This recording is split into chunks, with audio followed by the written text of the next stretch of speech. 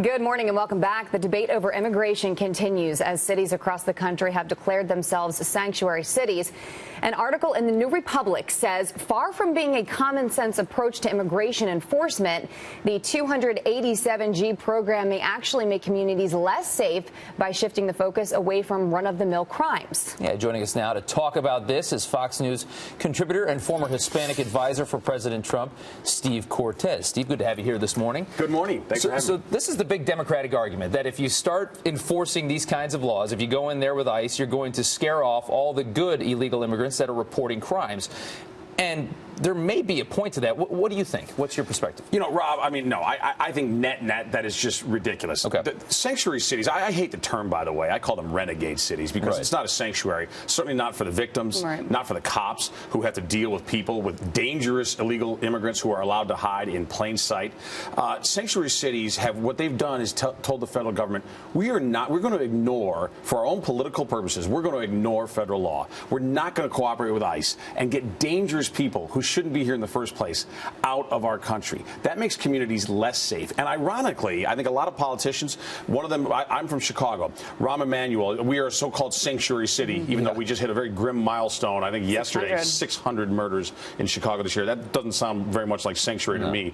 But our mayor, Rahm Emanuel, rather than deal with the carnage in our streets, he wants to pander, and he thinks he's getting Latino votes by declaring us a sanctuary city. The irony here, I think, Rob, is that the victims of these dangerous people are very often Hispanics themselves, because those are the communities generally in which they reside. So this is, a crazy strategy. Sometimes political correctness isn't just dumb, it can actually be deadly. Let's go to the next topic. We want to get your opinion on this because I know you're strong on it. The other day, Attorney General Jeff Sessions warned Congress that a price will be paid if DACA illegal immigrants are given amnesty. Now, actually, you have an article on FoxNews.com from just a couple days ago where you say you're pro-DACA. You've been outspoken about this. Do you agree with the Attorney General? I do not, Jillian. And, I don't love to disagree with him publicly, but I disagree on this topic. I am pro-DACA. I think that this is a whole different category of illegal immigrants. They didn't choose to come here.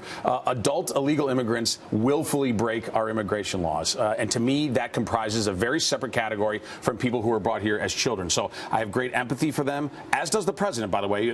Forget what I think.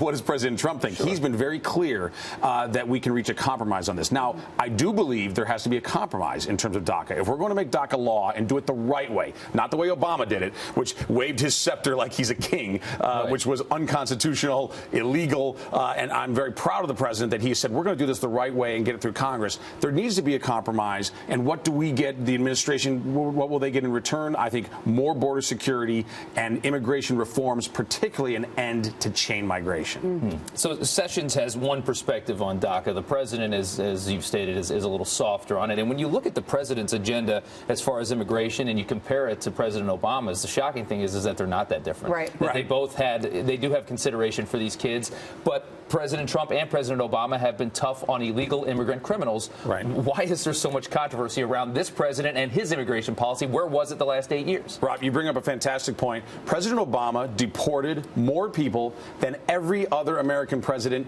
ever. He was the deporter in chief. And nobody said a word. Right. And by the way, I'm not necessarily faulting him for that because probably most of those people deserve to be deported. A lot of them were dangerous. But it's amazing to me, particularly in mainstream media, the cognitive dissonance here, that there was no criticism or almost no criticism of President Obama over that issue. Yet Trump is somehow labeled as anti-Hispanic, as prejudiced, as anti-Mexican. Nothing could be further from the truth.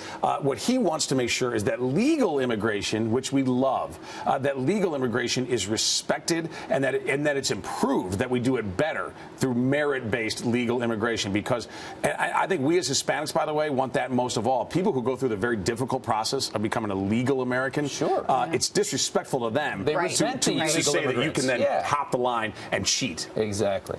Steve, thank you very much for joining us this morning. We appreciate it. Good to see you in person.